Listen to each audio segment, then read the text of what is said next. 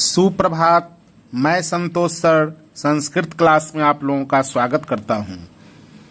आज हम लोग समास प्रकरण के अंतर्गत दूसरा भेद तत्पुरुष समास लिखा हुआ है यहाँ पर तत्पुरुषः समासः, इसे पढ़ेंगे। इसका सूत्र होता है उत्तर पदार्थ प्रधान तत्पुरुषः। जिस समास का अंतिम पद प्रधान हो उसे तत्पुरुष समास कहते हैं।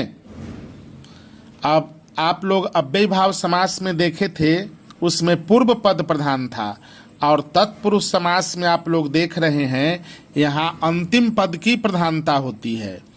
जैसे दिया एग्जाम्पल में समास विग्रह। अब यहाँ पर राजपुत्र, अगर मैं कहता हूं कि राजपुत्र जा रहा है तो यहाँ राजा नहीं जा रहा है, राजा का पुत्र जा रहा है, यानी पुत्र पद में प्रधानता है। तो राजपुत्र का समास विग्रह हुआ राज्ञ पुत्र। हिंदी में राजपुत्र का होता है राजा का पुत्र। यहाँ षष्ठी विभक्ति का प्रयोग हुआ है, राजन शब्द रूप में षष्ठी में राज्ञ हो जाएगा राजा का के स्थान पर, और पुत्र के बदले पुत्र लिखा जाएगा। दूसरा एग्जाम्पल है राष्ट्रपति। तो राष्ट्र का षष्ठी विभक्ति राष्ट्रस्य हुआ, देश का राष्ट्र का स्वामी, तो पति का फिर पति। अंतिम पद प्रधान होने के कारण फिर से इस पद को लिख दिया जाता है। अब यहाँ पर देखेंगे इसके कुछ मुख्य भेद ये हैं। फर्स्ट में दिया है विभक्ति तत्पुरुष, नए तत्पुरुष, उपपद तत्पुरुष, कर्मधारय, ये भी तत्पुरुष का भेद है, कर्मधारय तत्पुरुष भी कह सकते हैं। और 5 में है द्विगु। हालांकि ये स्वतंत्र रूप से कर्मधारय समास, द्विगु समास भी पढ़ा जाता है, लेकिन ये भी तत्पुरुष का ही भेद है। हिंदी में तत्पुरुष समास के 8 भेद होते हैं, और यहाँ पर मैंने इम्पोर्टेंट 5 भेदों को लिखा है। विभक्ति, नए, उपपद, कर्मधारय और द्विगु। मध्यम पद लोपी समास भी तत्पुरुष का ही भेद होता है। उसके बाद आपको मध्यम पद लोपी के बाद अलुक समास, वो भी तत्पुरुष का ही एक भेद होता है। और मयूर व्यंजकादि समास भी तत्पुरुष समास के ही भेद होते हैं। तो अब हम लोग फर्स्ट पढ़ेंगे विभक्ति। विभक्ति को फर्स्ट में हम लिखे हैं विभक्ति तत्पुरुषः समासः। विभक्ति तत्पुरुष समास किसे कहते हैं? तो जिस समास का अंतिम पद प्रधान हो एवं कारक के विभक्ति चिन्हों से युक्त हो उसे विभक्ति तत्पुरुष समास कहते हैं। आप ऐसे भी लिख सकते हैं शॉर्ट में कि अंतिम पद प्रधान एवं कारक के विभक्ति चिन्हों से युक्त होने पर विभक्ति तत्पुरुष समास कहलाता है। इसके मुख्य 6 भेद हैं, यानी विभक्ति तत्पुरुष के 6 भेद होते हैं, द्वितीया से लेकर सप्तमी विभक्ति तक। आप देख रहे हैं यहाँ पर क में द्वितीया है और च में लिखा हुआ है सप्तमी। तो क हुआ यानी पहला भेद हुआ विभक्ति तत्पुरुष समास का, द्वितीया तत्पुरुषः समासः। ख है तृतीया तत्पुरुषः समासः, इसे कर्म तत्पुरुष समास यानी द्वितीया तत्पुरुष समास को कर्म तत्पुरुष समास और तृतीया तत्पुरुष समास को हम कर्म तत्पुरुष समास भी कहते हैं। ग में है चतुर्थी तत्पुरुषः समासः, तो इसे संप्रदान तत्पुरुष समास भी कह सकते हैं।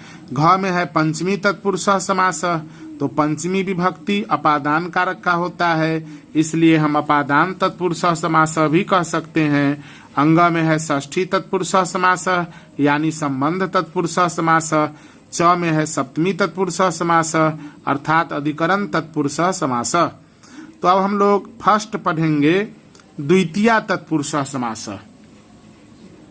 आप लोग यहाँ पर देख रहे हैं कि द्वितीया तत्पुरुष समास में क्या लिखा गया है। तो अंतिम पद प्रधान एवं कर्म कारक के को चिन्ह से युक्त। तो इस समास की विशेषता है कि अंतिम पद तो प्रधान होगा ही, लेकिन कर्म कारक के को चिन्ह से युक्त होगा।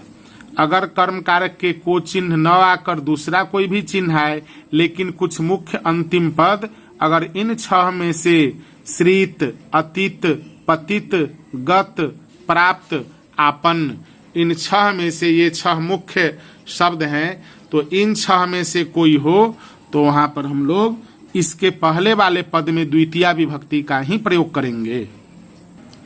जैसे में समास और विग्रह। अब श्रीत, अतीत, पतित, गत, प्राप्त, आपन्न, यहाँ पर आप देख रहे हैं राम के साथ श्रीतः जुड़ा हुआ है, राम श्रीतः। अगर इसका अर्थ हम लगाएंगे राम के आश्रित, तब भी के चिन्ह के बावजूद भी श्रीत आने के कारण द्वितीया विभक्ति का ही प्रयोग हुआ, रामम श्रीतः। तो आपको श्रीत याद करना है, अतीत याद करना है, लेकिन उसमें श्रीतः न होके श्रीता भी हो सकता है, राम श्रीता, तो तब भी बनेगा रामम श्रीता। राम श्रीतस्य रहेगा तब भी रामम श्रीतस, यानी श्रीत पद में जो भी विभक्ति वचन लिंग लगा हो उसको हम सीधे लिख देते हैं विग्रह में, और पहले पद में श्रीत के कारण द्वितीया विभक्ति का प्रयोग हुआ, तो रामम श्रीतः। इसका समास कैसे बनेगा? तो रामम में से मूल पद राम निकाल लेंगे और अंतिम पद को ज्यों का त्यों उसके साथ जोड़ देंगे। संधि होने वाला होगा तो करेंगे। जैसे दुखम अतीतः में दुख निकला मूल शब्द और अतीतः, तो दोनों का संधि किया गया, तो ख में का अ और अतीत में का अ मिल के आ बना दुखातीतः। तो दुखातीतः का फिर समास विग्रह आप समझेंगे। दुख जोर अतीत है तो दुख में अतीत के कारण द्वितीया लगाया गया, दुखम अतीतः। रामम श्रीतः मीन्स राम के आश्रित, दुखम अतीतः मतलब दुख से परे, दुख के दिन बीते हुए। गर्त पतितः, पतितः मतलब गिरा हुआ। अब किसी चीज में गिरेगा तो द्वितीया का प्रयोग होगा, किसी चीज से गिरेगा तो पंचमी का, यानी पतित शब्द हम फिर पंचमी विभक्ति में भी आपको लिखाएंगे। अगर वृक्ष पतितः रहता तो वृक्षात पतितः पंचमी विभक्ति का प्रयोग होता, लेकिन यहाँ गड्ढा से कोई नहीं गिरेगा, गड्ढा में गिरा हुआ। जल पतितः रहेगा तो आंसर बनेगा जलम पतितः, जल में गिरा हुआ। में चिन्ह आने के बावजूद भी पतित शब्द है तो द्वितीया विभक्ति का ही प्रयोग करेंगे। तो गड्ढा में गिरा हुआ, जल में गिरा हुआ। कुआं रहेगा कूप पतितः, तो कुआं से गिरा हुआ नहीं, कुआं में गिरा हुआ, तो कूपम पतितः आंसर होता।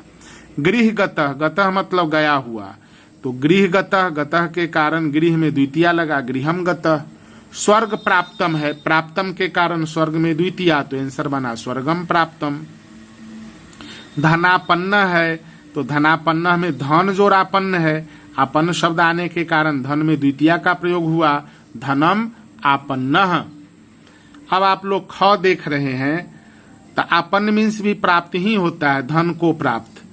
ख में है तृतीया तत्पुरुषः समासः, इसमें भी लिखा गया है अंतिम पद प्रधान। इस समास का भी अंतिम पद प्रधान होता है एवं करण कारक के से के द्वारा चिन्हों से युक्त होता है। हम परिभाषा ऐसे भी दे सकते हैं, जिस समास का अंतिम पद प्रधान हो एवं करण कारक के से के द्वारा चिन्हों से युक्त हो उसे तृतीया तत्पुरुष समास या करण तत्पुरुष समास कहते हैं। करण तत्पुरुष समास पूछा जाए तो तृतीया तत्पुरुष को ही करण तत्पुरुष कहते हैं। इसके अंतर्गत आने वाले कुछ मुख्य अंतिम पद देख रहे हैं, यानी ये सब जो 11 पद लिखे गए हैं, हीन, मिश्र, कलह, निपुण, युक्त, पूर्व, सम, सदृश, त्रात, शून्य, रहित, ईटीसी है, इसके अतिरिक्त भी हो सकते हैं। तो इन सब शब्द के आने के कारण इसके पहले वाले शब्द में तृतीया विभक्ति का प्रयोग होगा। जैसे आप लोग देख रहे हैं ज्ञानहीनः, तो हीन शब्द के कारण ज्ञान में तृतीया विभक्ति का प्रयोग हुआ, ज्ञानेन हीनः। और समास बनेगा तो मूल शब्द ज्ञान निकाल के हीनः जोड़ दिया जाएगा, एकदम आसान है। ज्ञानहीनः। गुड मिश्र है, गुड मतलब गुड़ होता है, तो गुडेन मिश्रः, गुड़ मतलब गुड, और गुड मतलब हिंदी में गुड़, गुड़ से मिला हुआ। कोई मिठाई हो जो गुड़ से मिला हो, जैसे लाई, तो गुड मिश्र होता है, गुडेन मिश्र। आचार्य निपुणः, आचरण के द्वारा या आचरण से निपुण। यहाँ पर आंसर बनेगा आचारेण निपुणः। अगला है, आप समास बनाइए। विग्रह किया हुआ शब्द है, इसका समास बनाना है। जैसे वाचा कलह, तो वाचा का मूल शब्द निकलेगा वचस शब्द रूप है, इसमें वाक, तो वाक्य में कलह जोड़ देंगे तो बनेगा आंसर वाक कलह। इसको याद रखना है। धनेन युक्त न है ये, धनेन मूल शब्द निकलेगा धन और युक्त को जोड़ देंगे, धन युक्त, धन से युक्त। मासेन पूर्वम, तो मासेन में से मास निकला और पूर्वम को इसमें जोड़ दिया गया, महीना से पहले। जैसे कार्तिक महीना से पहले आश्विन महीना आता है, तो उस स्थिति में यहाँ पर मास पूर्वम का प्रयोग होगा। पित्रा समः, पिता के जैसे समान, तो पित्रा का मूल शब्द होता है पितृ और समः इसमें जोड़ा जाएगा। मात्रा का फिर मूल शब्द होगा मातृ और सदृशः इसमें जोड़ा जाएगा। हरिना त्रातः, हरिना का मूल शब्द निकालेंगे तो हरि और त्रातः को इसमें जोड़ देंगे। और त्रातः के कारण हरि में तृतीया लगा, मुनि का मुनिना, हरि का हरिना। मद शून्य, मद शून्य का जब हम समास विग्रह करेंगे तो शून्य के कारण मद में तृतीया, मदेन और शून्य। गर्भ रहित, गर्भ रहित में रहित के कारण गर्वेन और रहित शब्द उतारा जाएगा, रहित पद है इसे उतार दिया गया। अब हम लोग चतुर्थी तत्पुरुष समास देखेंगे। ग है तो जिस समास का अंतिम पद हम जोड़ देंगे परिभाषा में, जिस समास का, ऐसे समझने के लिए आपको विग्रह या समास आता है तो अंतिम पद प्रधान होगा एवं संप्रदान कारक के दो चिन्ह होते हैं। को के लिए दो चिन्ह है तो बहुवचन चिन्हों लिखा गया, चिन्हों से युक्त। कुछ मुख्य अंतिम पद इसमें बहुत कम आते हैं। हित सुख बलि रक्षित, तो एक शाला शब्द भी आता है। जैसे पाठशाला, तो पढ़ने के लिए, शाला मीन्स घर, तो होगा इसमें पाठाय शाला, चतुर्थी विभक्ति का प्रयोग हुआ। दानशाला तो दानाय शाला, दान के लिए घर। धर्मशाला तो धर्म के लिए घर, धर्माय शाला। मानव हितम है तो हितम के कारण मानव में चतुर्थी लगेगा। आप एक वचन भी लगा सकते हैं, द्विवचन भी लगा सकते हैं, बहुवचन भी, खासकर एक वचन का प्रयोग होता है। लेकिन यहाँ मानव के लिए कल्याण, तो मनुष्यों के लिए कल्याण, तो हम बना सकते हैं बहुवचन भी। बालकाय बालकाभ्याम बालकेभ्य, मानवाय मानवाभ्याम मानवेभ्य बहुवचन, और हितम है तो हितम उतर गया। अंतिम पद प्रधान होने के कारण ये पद दोनों तरफ सीधे लिख दिए जाते हैं। अगर संधि से युक्त होने वाला हो तो युक्त किया जाता है, न होने वाला हो तो अलग ही लिखा जाता है, या साथ भी लिखा जाता है तो अलग रूप में रहता है। अब धनाय रक्षितम, धनाय में से मूल शब्द धन निकला और रक्षितम को जोड़ दिया गया, आंसर बना धन रक्षितम। धर्माय सुखम, धर्म के लिए सुख, तो यहाँ पर मूल शब्द धर्म निकला और सुखम है तो इसमें जोड़ दिया गया, धर्म सुखम। गवे बलि, गवे का मूल शब्द गो निकलेगा और इसमें वली शब्द जोड़ दिया गया, बना गो वली। गो बलि मीन्स गाय के लिए बलि, वली मीन्स बलि होता है, गाय की बलि नहीं, गाय के लिए। अब जैसे मानव बलि होगा तो मनुष्य के लिए, भूत बलि होगा, भूत मतलब जीव प्राणी। अब जीव जंतुओं के कल्याण के लिए भी बलि दी जाती है। जैसे दुर्गा पूजा में देखते हैं सजकुंहरा का बलि दिया जाता है, बेल की बलि दी जाती है। तो इस प्रकार से बहुत लोग छाग बलि भी देते हैं, खसी का बलि। तो वो सब क्यों दिया जाता है? तो का बलि यहाँ पर नहीं है, के लिए बलि, यानी गाय के भलाई के लिए अगर बलि दी गई तो उसको गोबलि बोलते हैं। जीवों के कल्याण के लिए बलि अगर दी जाती है तो उसको बोलते हैं भूत बलि। अब हम लोग पंचमी तत्पुरुष समास पढ़ेंगे। पंचमी तत्पुरुष समास अंतिम पद प्रधान एवं अपादान कारक के से चिन्ह से युक्त। इस समास में भी आप देख रहे हैं कि जिस समास का अंतिम पद प्रधान हो एवं अपादान कारक के से चिन्ह से युक्त हो उसे पंचमी तत्पुरुष समास या अपादान तत्पुरुष समास कहते हैं। इसके अंतर्गत आने वाले कुछ मुख्य अंतिम पद मुक्त, भीत, त्रस्त, च्युत, निर्गत, पतित, अपेत, भ्रष्ट। यहाँ पर भ्रष्ट छूटा हुआ था इसलिए ऊपर मैं लिख दिया हूं, इसका एग्जाम्पल सबसे नीचे है। अपोढ़ ढ है, ट ठ ड ढ ईटीसी। तो जैसे में लिखा है समास और विग्रह। बंधन मुक्त, अब बंधन से मुक्त, बंधन से आजाद, तो यहाँ बंधन में पंचमी विभक्ति का प्रयोग करेंगे। बंधनात् और मुक्त को फिर से लिख दिया जाएगा। सर्प भीत है, भीत के कारण सर्प में पंचमी विभक्ति, तो आंसर बना सर्पात।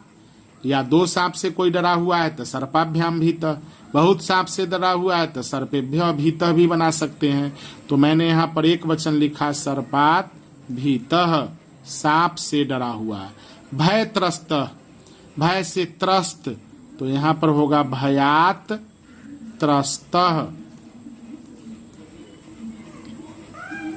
अगला एग्जाम्पल है अब समास बनाना।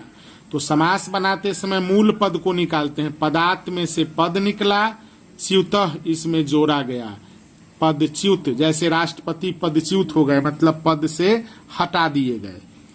तो उस स्थिति में कभी कभी होता है कि महाभियोग लगाकर राष्ट्रपति को भी पदच्युत किया जाता है। किसी को उसके पद से हटा देना, पद से हटा हुआ या पद से हटाया गया, पदच्युत बोला जाता है।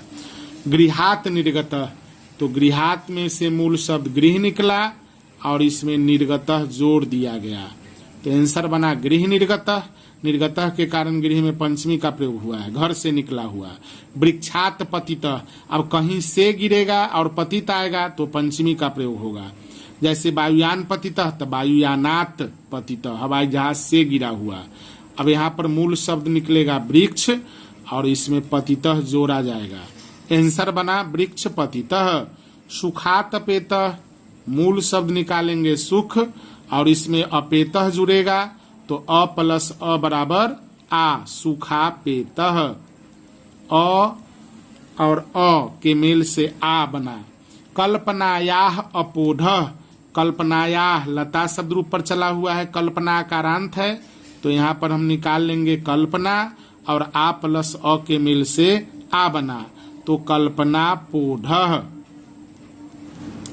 पथात भ्रष्ट, पथात में से मूल शब्द पथ निकलेगा और इसके साथ भ्रष्टः जुड़ने से शब्द बना पथ भ्रष्टः, रास्ते से अलग हुआ, भ्रष्ट होना।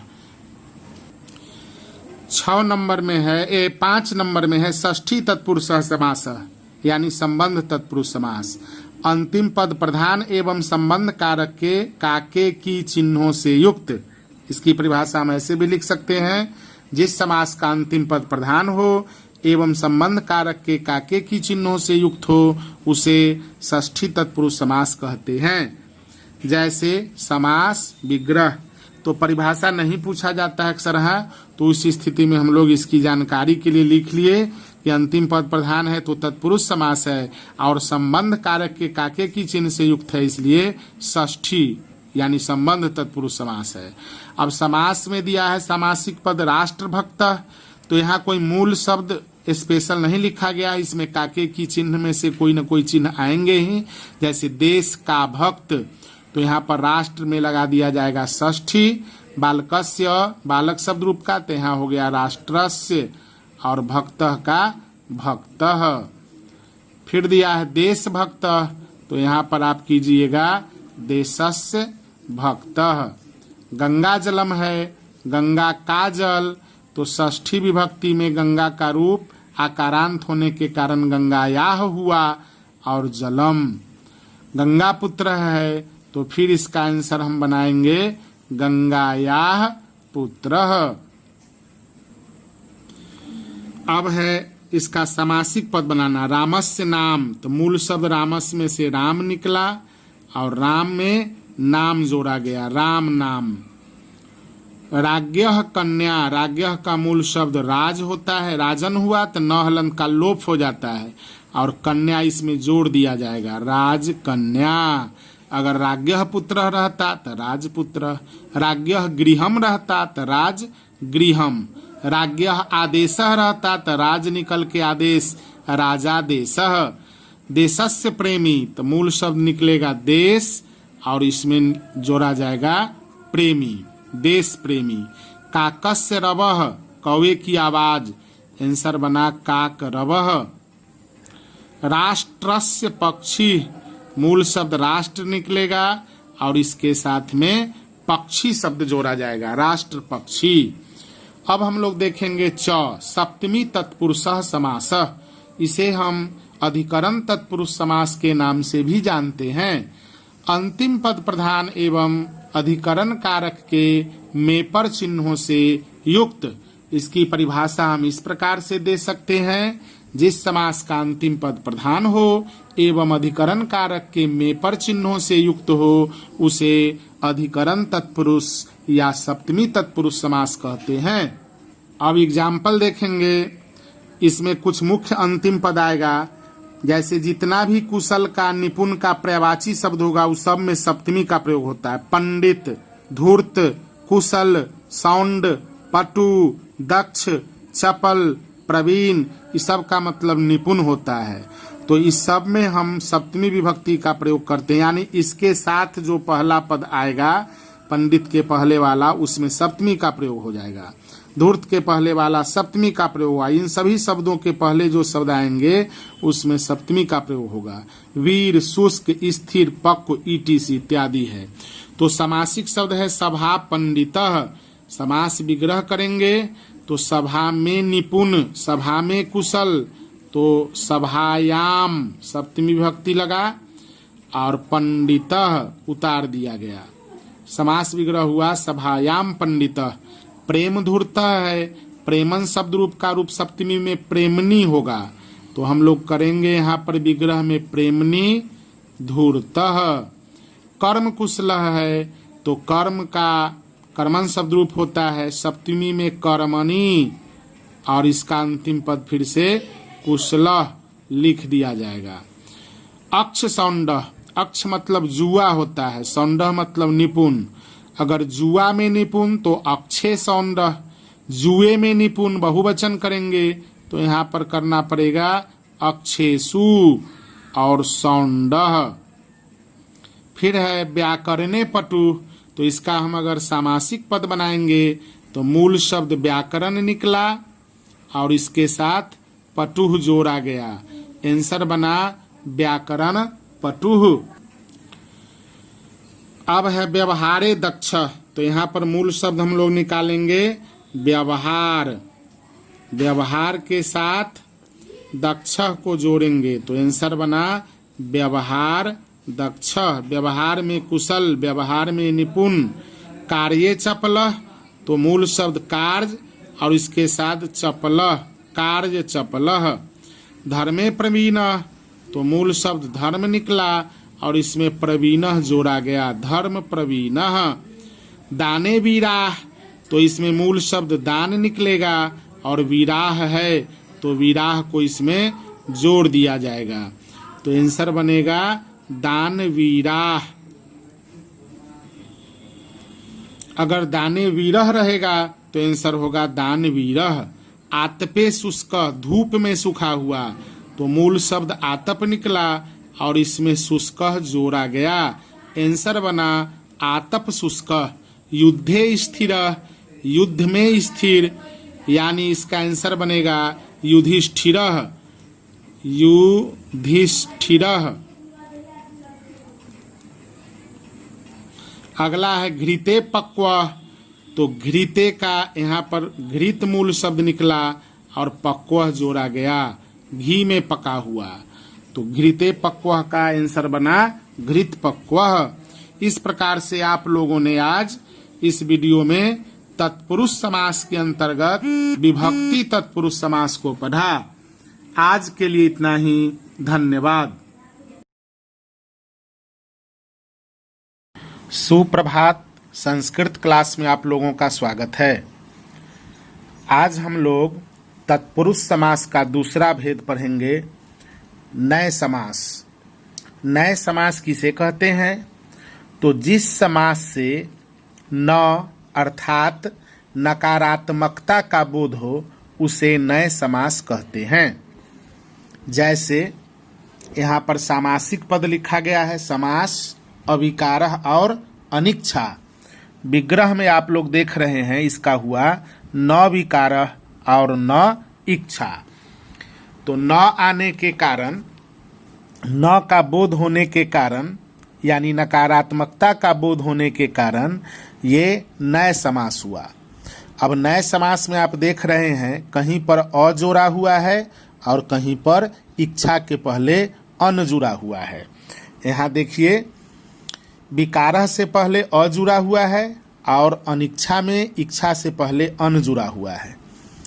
तो व्यंजन वर्ण आने पर न के बदले, यानी न के बाद व्यंजन वर्ण आने पर अ जोड़ते हैं और न के बाद स्वर वर्ण आने पर अन जोड़ते हैं, यानी अन के साथ स्वर वर्ण की मात्रा लगाते हैं। इसे हम फिर समझेंगे नीचे नियम में। नियम में आप लोग देख रहे हैं, विग्रह करते समय अ अथवा अन के बदले न लिखकर अंतिम पद को ज्यों का त्यों यानी हूबहू लिखते हैं। तो ये नए समास को विग्रह करने का रूल है कि विग्रह करते समय अगर अ से शुरू रहे या अन से शुरू रहे, दोनों के बदले न लिख देना है और उसके बाद यानी अ या अन के बाद जो पद आएगा उसे हूबहू ज्यों का त्यों लिख देना है। बस यही विग्रह करने का रूल है। और समास बनाते समय क्या करेंगे? तो लिखता है कि समास बनाते समय न के बाद स्वर वर्ण आने पर अन एवं व्यंजन वर्ण आने पर अ लिखकर अंतिम पद को ज्यों का त्यों जोड़ देते हैं। कहाँ जोड़ देंगे? तो न या अन में। अब यहाँ पर हमने कुछ एग्जाम्पल दिया है, जैसे समास है और विग्रह है। तो अनुपकारः ये सामासिक शब्द है, सामासिक पद है, अनुपकारः। अब इसका विग्रह करना है तो इसमें संधि विच्छेद करके देखें। यहाँ पर अन जोर उपकारः, यानी अगर आप अ देखेंगे तो अ प्लस नुपकारः, तो नुपकारः कोई पद नहीं है, तो इसमें हम निकालेंगे अन और उपकारः। तो उपकारः के पहले अन है तो अन के बदले न लिख देंगे और बाद में उपकारः को ज्यों का त्यों या हूबहू लिख देते हैं। अगर समास बनाना होगा तो न के बाद स्वर वर्ण आ रहा है, इसलिए हम लोग क्या करेंगे? यहाँ पर अन निकालेंगे। अन के साथ उपकारः यानी ह्रस्व उ की मात्रा जोड़ेंगे। ब्रैकेट में देख सकते हैं, न के बदले हम अन निकाले और अन में क्या किए? उपकारः को जोड़ दिए। ये नियम है कि ह्रस्व स्वर वर्ण आए तो न के बदले अन निकालते हैं, और न हलंत में उ की मात्रा, तो उ की मात्रा जोड़ने से अनु और पकारः बन गया अनुपकारः। तो ये ध्यान में रखना है। दूसरा है अनाचारः। अगर अ से शुरू करते हैं तो न नाचारः, तो नाचार शब्द नहीं होता है, तो फिर हम अन निकालेंगे। अन में न में हलंत देंगे तो आचार निकलेगा, और अन के बदले क्या लिख देंगे? न आ चा रह। तो यहाँ पर अब समझाने की आवश्यकता नहीं है, न के बदले फिर अन और आचार जोड़िएगा तो अनाचार। अज्ञानम। अब अज्ञानम का विग्रह कैसे होगा? अब यहाँ पर अन नहीं है, ज्ञों है, तो अ के बदले न लिख देंगे और ज्ञानम हूबहू यानी ज्यों का त्यों लिख दिया जाएगा। और व्यंजन वर्ण न के बाद अगर आए ज्यों, ज्यों को तोड़ेंगे तो ज हलंत जोड़ यों हलंत जोड़ आ, तो ज हलंत आ रहा है, ज हलंत के कारण न को हम अ में बदलेंगे, तो न के बदले अ लिख कर और ज हलंत जोड़ यों हलंत जोड़ आ को जोड़ देंगे तो फिर से ज्ञा हो जाएगा। तो जैसे ज्ञानम है उस ज्ञानम को अ में जोड़ दिए, बना अज्ञानम। अगला है अबोध। अब अबोध में फिर हम अन नहीं देख रहे हैं, केवल अ है, तो अ के बदले भी न लिख देंगे और अंतिम पद को या शब्द को हूबहू ज्यों का त्यों लिख देना है। हो गया विग्रह अबोधः न बोधः। तो इस तरह से मैं आप लोगों को बोल देता हूं। यहाँ पर कुछ विग्रह दिया गया है, आप देखेंगे स्वर वर्ण आएगा तो अन लिखेंगे और व्यंजन वर्ण आएगा तो अ लिखेंगे और तब अंतिम पद को उसमें जोड़ देंगे। जैसे है न उत्कर्ष, इसका समास बनाइए आप लोग। न आस्था, न नाथ, न मतम, न रीतम, न अमन्यत, न आधार, न शोकः। तो इसे आप लोग अभी बना लें वीडियो को बंद करके और फिर वीडियो चालू करके इसका आंसर आप देखें, मैं आपके साथ बना रहा हूं। तो यहाँ पर समास बनाना है न उत्कर्षः।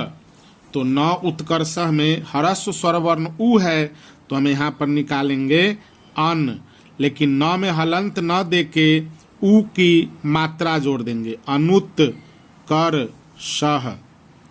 तो आंसर बना इसका अनुत्कर्षः। न आस्था, फिर स्वर वर्ण है तो हम अन निकालेंगे, न हलंत जोड़ आ जोड़ेंगे तो अना, अनास्था आंसर बना।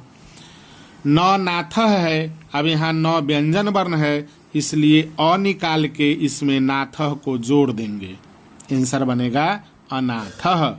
न मतम, न मतम में व्यंजन वर्ण है तो फिर अ निकला और मतम जुड़ा, अमतम। न रीतम, री स्वर वर्ण है तो यहाँ पर हम अन निकाले, अन में यानी न हलंत में री की मात्रा जोड़ दिए अनरीतम। न अमन्यत, फिर स्वर वर्ण आ रहा है तो न के बदले अन निकालेंगे, अन यानी कि इसमें हलंत न लगा के अ की मात्रा, अ की कोई मात्रा नहीं होती, हलंत को हटा दिया और मन्यत और न मन्यत, अनमन्यत, न अमन्यत का आंसर बना अनमन्यत। न आधारः, न आधारः तो हो जाएगा अन में आधारः अनाधारः। फिर दिया है न शोकः, व्यंजन वर्ण है तो अ निकला और शोकः जोड़ा गया, आंसर बना अशोकः। तो इस प्रकार से आप लोगों ने नए समास को जोड़ना और तोड़ना यानी समास बनाना और विग्रह करना सीख लिया। अब हम लोग अगला समास पढ़ेंगे। तो अगला समास आप लोग देख रहे हैं 3 नंबर, नाम है उपपद समास। उपपद समासः का हम देखेंगे परिभाषा। उपपद जैसे उपवनम में देखे थे, उपवन में वनस्य समीपम, यहाँ हो जाएगा पदस्य समीपम, अर्थात पद के पास। जिस समास में मूल शब्द के पास, यानी पद के पास मतलब यहाँ मूल पद, मूल शब्द के पास क्रियापद सूचक रूप में रहे, यानी पूरा क्रियापद न होकर सूचना दे कि ये क्रिया है, उसे उपपद समास कहते हैं। जैसे मूल शब्द है जल और इसके साथ ददाती क्रियापद सूचक रूप में है द मतलब देना, तो यहाँ पर ददाती। नृप है प, ये नृ माने नर, मनुष्य, मनुष्य को पालने वाला, जल को देने वाला, मनुष्य को पालने वाला, भलाई को करने वाला। इस सब में देख रहे हैं द से ददाती, प से पालयती या पाती, और कर में देख रहे हैं करोति कुर्तः कुर्वन्ति। तो प्रथम पुरुष में इसका क्रियापद जो है विग्रह में लिखा जाता है। अब यहाँ जलदः नृपः हितकरः है, इसका विग्रह कैसे होगा वो हम नियम देखेंगे। तो इसका विग्रह करते समय मूल शब्द में अर्थ के अनुसार विभक्ति वचन लिखकर क्रियापद को समास के वचन के अनुसार प्रथम पुरुष में लिखते हैं। फिर से देखिए, इसको विग्रह करते समय क्या करना है, तो मूल शब्द ले लीजिए। जैसे जलदः में जल है मूल शब्द, हम मूल शब्द जल को ले लिए, जल को देने वाला। तो मूल शब्द में अर्थ के अनुसार विभक्ति वचन, जल को देता है, अर्थ को आ रहा है, और ये एक वचन में है, प्रथमा विभक्ति है, लेकिन जल को देता है इसलिए जल में द्वितीया लगेगी। जलम और देता है तो एक वचन है, ददाती हो जाएगा। तो कहता है मूल शब्द में अर्थ के अनुसार पहले विभक्ति वचन लिख लेना है। फिर क्रियापद को समास के वचन के अनुसार प्रथम पुरुष में लिखते हैं। समास जलदह एक वचन में है तो ददाति, जलदौ रहता दत्त, जलदाह रहता ददति, ददाति दत्तः ददति। तो इस प्रकार से हम विग्रह करते हैं। नीचे आप समझेंगे तो क्रियापद को समास के वचन के अनुसार प्रथम पुरुष में लिखते हैं। मध्यम पुरुष उत्तम पुरुष से मतलब नहीं है, केवल तीतः अंति से मतलब है। सीथथ आमी आवाम से यहाँ मतलब नहीं है। अंत में इति भी जुड़ता है। अब कहीं इति नहीं भी जुड़ा रह सकता है, कहीं जुड़ा भी रह सकता है, इसलिए इति भी जुड़ता है। अब दे रहा है समास बनाते समय क्या करेंगे, तो पहले मूल शब्द लिख लेंगे, फिर क्रिया के सूचक रूप का प्रयोग करेंगे एवं क्रिया के वचन के अनुसार सामासिक पद का वचन लिखते हैं। अब जैसे यहाँ पर देखिए विग्रह कैसे किया जाएगा। खगह, खगौ, खगाह एक वचन है, द्विवचन है और बहुवचन है। ख मतलब होता है पक्षी, ख मतलब आकाश, सॉरी खग मीन्स पक्षी, ख मतलब आकाश।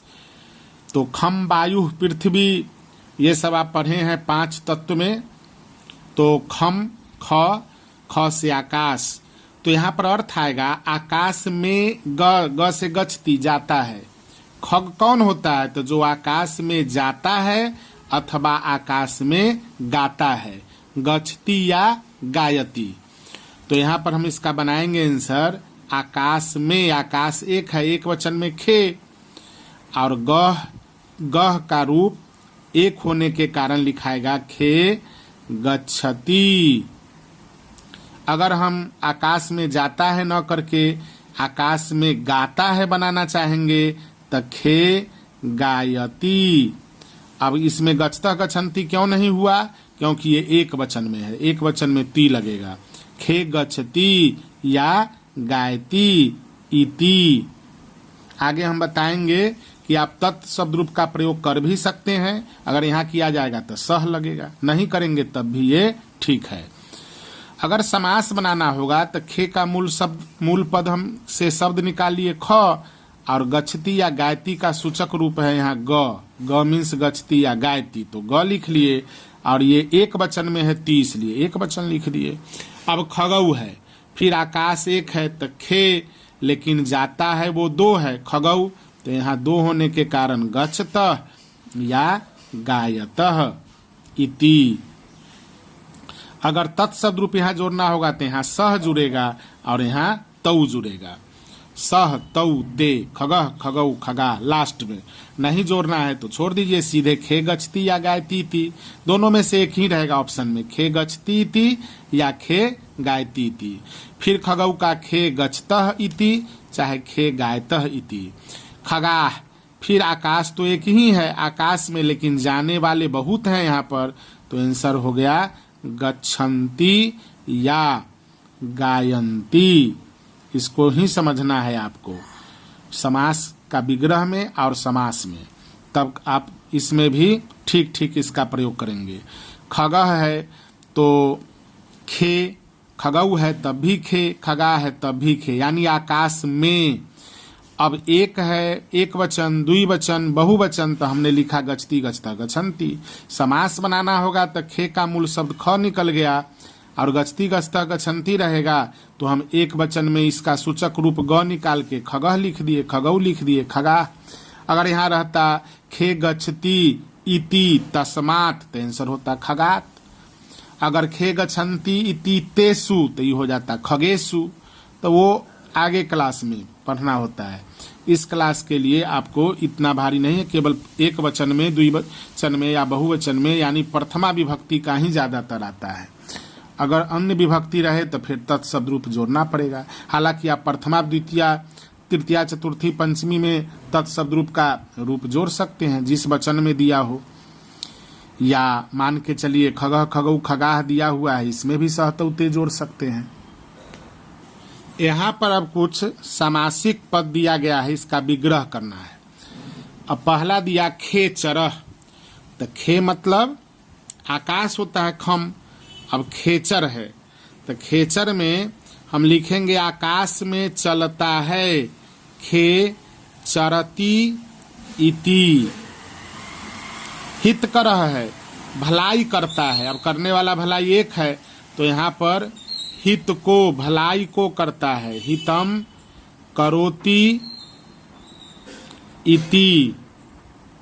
अगर हित करौ रहता तो कुरुतः हो जाता, हितकराह रहता तो हितम कुर्वन्ति इति हो जाता। स्वर्णकारः, सोना को बनाने वाला, तो स्वर्णम।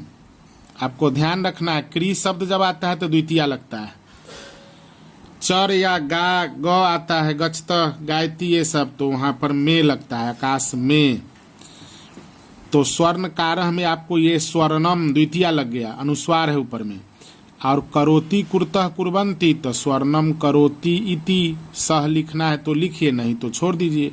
भूप, भू मतलब भूमि होता है, तो भुवम, भू से द्वितीया में प्रयोग होगा। भुवम, भूमि को पालता है, तो इसका लिखा सकता है पालयति या पाती। पाती मीन्स भी पालता है, इति। भुवम पालयति या पाती इति। महीपाह, मही माने पृथ्वी, बहुत राजा है, तो यहाँ पर महिम पालयन्ति, यहाँ पाह है या पांति इति। जलजम है, जल में जन्मता है, तब यहाँ पर हो जाएगा जलजम, जले। और ज से जायते, जल में या जल से जन्मता है, ये भी बना सकते हैं पंचमी भी, जलात जायते। तो यहाँ पर हुआ जले जायते इति। अगर तत्सप्त रूप लगाना होगा तो तत् लगेगा। जलजम माने कमल, जल में जन्मता है। जले जायते इति, या कोई चीज कहीं से उत्पन्न हो तो वहां हम पंचमी भी लिख सकते हैं, जलात जायते इति। अगला दिया है अब विग्रह शब्द, और इसका समास बनाना है। कुंभम करोति इति, कुंभम में से हम मूल पद या मूल शब्द निकालेंगे, कुंभ, और करोति है बनाने वाला, तो कार, एक वचन है इसलिए विसर्ग, कुंभकारः। अगर यहाँ सा लिखा रहता तो हम कुंभकारा स्त्रीलिंग कर देते। पादैः पिबन्ति इति, पैरों से पीते हैं, पैर से पीने वाला। पादैः में से मूल शब्द पाद निकला, और पिबती पिबतः पिबन्ति में प निकला। अब एक रहता तो पाद प, पिबती।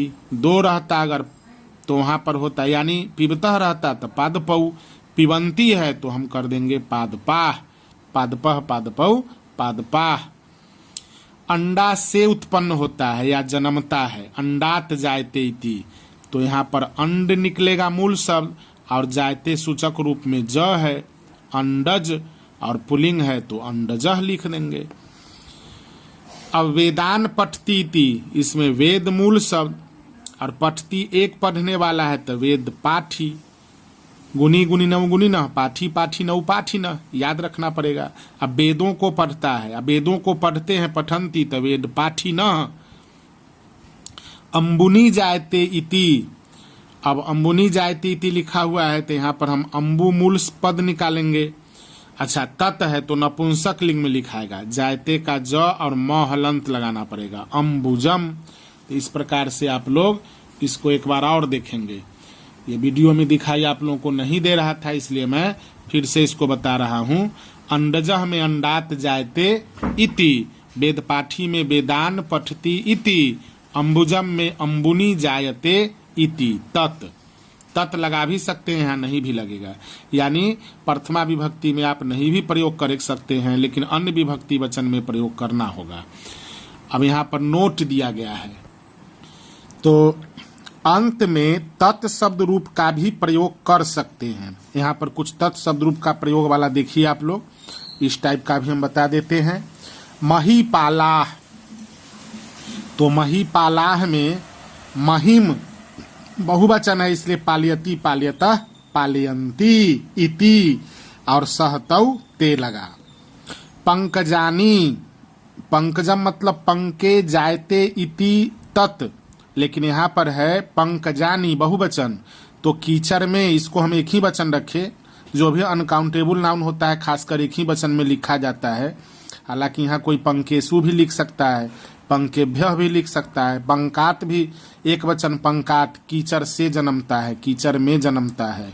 तो यहाँ पर है पंके जायते जायते जायन्ते इति और तानी, तत्ते तानी का प्रयोग हुआ क्योंकि ये बहुवचन में है। अब है जलदात, पंचमी का एक वचन में है पूरा समस्त पद, तो जलदात है पंचमी एक वचन, तो तत्शब्द रूप से तस्मात निकला। अब एक वचन में है तो जलम ददाती इति, ददाती लिखा गया। अगर जलदात न हो के जलदाभ्याम रहता तो दत्तः इति लिखा था। अगर जल देभ्य रहता तो दत्तः ददती इति लिखा था। तो जलम ददाती इति और एक वचन है तो तस्मात, द्विवचन रहता ताभ्याम, बहुवचन रहता जलदेभ्य तो होता तेभ्य। अगला है भुवम पालयती तस्मिन। अब इसका समस्त पद कैसे बनेगा, तो भुवम में से मूल शब्द भू निकल गया, पालयती है तो पाल हो गया, भूपाल, और तस्मिन है तो तस्मिन का मतलब सप्तमी का एक वचन, तो बाल के इसलिए भूपाले हो गया। अगर ये रहता मान के चलिए भुवम पालयंती ती तेसु, तो ये होता भूपालेसु। इंद्रम जयती ती सह, तो यहाँ पर हम निकाल लेंगे इंद्र और जयती से जीत, इंद्रजीत, और सह है तो इंद्रजीत। सुख कर है, सुख को करता है, तो यहाँ पर बनेगा सुखम, एक वचन है करह तो करोति इति और सह। गिरिजा, गिरिजा में पर्वत से या पर्वत पर, तो यहाँ पर गिरी जायते है लिखा हुआ, तो गिरी का रूप हम चलाएंगे मुनि के समान, तो सप्तमी में तो इसका होगा गिरऊ, या हम पंचमी से बनाते हैं तो पंचमी में होता है मुने, तो ये होगा गिरे, पर्वत से, पर्वत पर या पर्वत से। जायते एक वचन है, गिरिजा, लता लते लता स्त्रीलिंग है, जायते इति और सा जोड़ा जाएगा। पर्वत पर जन्मती है वह, या पर्वत से जन्मी है वह, गिरिजा। हालांकि ये सब बहुब्रीहि समास में भी फिर काम आएगा, तो वहाँ उपपद का प्रयोग करके बनाएंगे। पर्वत से जन्मती है जो वह, एगो यत शब्द रूप और जोड़ा जाता है बहुब्रीहि में, जो हम बहुब्रीहि पढ़ाएंगे तब बताएंगे। मही पालेन, अब मही का यहाँ होगा महिम, पालेन एक वचन है तो पालयति या पाति इति, और यहाँ पर जोड़ना होगा समस्त पद तृतीया एक वचन में है तो तत्शब्द रूप का तेन, महिम पालयति इति तेन, तो ये बन गया आपका मही पालेन। अगला देखेंगे आप लोग, दिया हुआ है द्वाभ्याम पीबती इति ते, दो से पीता है, सूंड से भी पीता है और मुख से भी पीता है पानी, इसलिए नाम है द्वीप, हाथी का। तो द्वाभ्याम पीबती, तो द्वाभ्याम में मूल पद शब्द हो गया द्वि और प निकल गया, और इसमें है पीबती तीते, सॉरी यहाँ पर है द्वाभ्याम पीबतः इति ते, दो से या दो से पीबती इति है तो यहाँ सह लिखाएगा, दो से पीता है वह। अगर ते लिखा है तो यहाँ पर पिबंती करना पड़ेगा, द्वाभ्याम पिबंती इति ते, आप लोग यहाँ पिबंती करेंगे तो ये होगा द्वीपह द्वीपौ द्वीपाह। दो से पीते हैं वे सब कौन होते हैं, तो द्वीपाह। अगर रहता पिबती इति सह तो द्वीपह, अगर पिबतः तौ रहता दो, ये दो ही रहेगा, द्वाभ्याम ही रहेगा, दो से, दो के द्वारा, तो यहाँ पिबती पिबतः पिबंती तो लिखाएगा सह तौ ते। अब है जलम धारयति या धार्यते, परस्मै पदी आत्मनेपदी दोनों तरह से रूप चल सकता है। इति सह, तो यहाँ पर निकलेगा जल, धी, धी से धारण करना तो बना जलधि, और सह है तो विसर्ग यानी सागर समुद्र जल को धारण करने वाला, तो जलधि। इस प्रकार से हम लोगों ने नए समास और उपपद समास पढ़ा। आज के लिए इतना ही, धन्यवाद।